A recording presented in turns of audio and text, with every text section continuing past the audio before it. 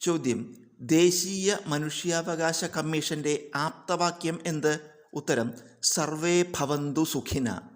ചോദ്യം, ദേശീയ മനുഷ്യാവകാശ കമ്മീഷൻ്റെ ആദ്യത്തെ ചെയർപേഴ്സൺ ആരായിരുന്നു? ഉത്തരം, ജസ്റ്റിസ് രംഗനാഥ് മിശ്ര. ചോദ്യം, വിവരാവകാശ ഭേദഗതി ബില്ലിന് രാഷ്ട്രപതിയുടെ അംഗീകാരം ലഭിച്ചത് എന്ന്? ഉത്തരം, 2019 ഓഗസ്റ്റ് 1. ചോദ്യം, ഇന്ത്യയിലെ ഏറ്റവും നീളം കൂടിയ ദേശീയപാതയായ NH-44 ഏതെല്ലാം നഗരങ്ങളെ തമ്മിൽ ബന്ധിപ്പിക്കുന്നു?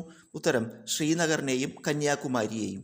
ചോദ്യം, റഷ്യ ഒന്നാം ലോക മഹായുദ്ധത്തിൽ നിന്ന് പിൻവാങ്ങാൻ കാരണമായ ഉടമ്പടി ഏത്? ഉത്തരം, ബ്രസ്റ്റ് ലിറ്റോസ്ക് ഉടമ്പടി. ചോദ്യം, 1946 രൂപീകരിച്ച ഇടക്കാല സർക്കാരിൽ നെഹ്റു വഹിച്ച പദവി എന്ത്? ഉത്തരം, വൈസ് പ്രസിഡന്റ്.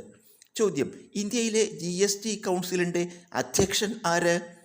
ഇത് 4 ഓപ്ഷൻസ് തന്നിട്ടുണ്ട്. ഉത്തരം, കേന്ദ്ര ധനകാര്യമന്ത്രി.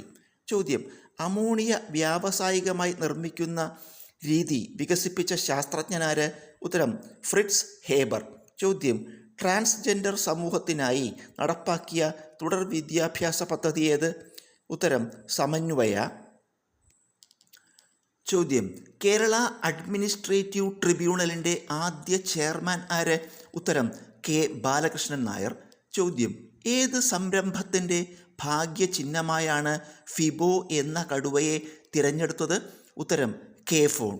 ചോദ്യം, ജയിൽ ജീവനക്കാർക്കായി 1957 ജയിൽ ട്രെയിനിങ് സ്കൂൾ സ്ഥാപിക്കപ്പെട്ടത് ഏത് ജില്ലയിലാണ്? ഉത്തരം, തിരുവനന്തപുരം ജില്ലയിൽ. ചോദ്യം, ജവഹർലാൽ നെഹ്റു ലക്ഷ്യപ്രമേയം അവതരിപ്പിച്ചത് എന്നാണ്? ഉത്തരം, 1946 ഡിസംബർ 13. ചോദ്യം, 2025 യുനെസ്കോയുടെ ലോക പൈതൃക സാംസ്കാരികാഘോഷങ്ങളുടെ പട്ടികയിൽ ഉൾപ്പെടുത്തിയ ഇന്ത്യൻ ആഘോഷമേത്? ഉത്തരം, ദീപാവലി. ചോദ്യം, വാട്ടർ പോസിറ്റീവ് പദവി നേടിയ ഇന്ത്യയിലെ ആദ്യത്തെ അന്താരാഷ്ട്ര വിമാനത്താവളമേത്? ഉത്തരം, ഇന്ദിരാഗാന്ധി അന്താരാഷ്ട്ര വിമാനത്താവളം, ഡൽഹി. ചോദ്യം, 2025 ഡേവീസ് കപ്പ് ടെന്നീസ് ടൂർണമെൻറ്റിലെ ജേതാക്കളാര്? ഉത്തരം, ഇറ്റലി. ചോദ്യം, ഇന്ത്യയുടെ ഇഞ്ചി തലസ്ഥാനമായി നീതി ആയോഗ് പ്രഖ്യാപിച്ച പ്രദേശമേത്? ഉത്തരം, മിസോറം.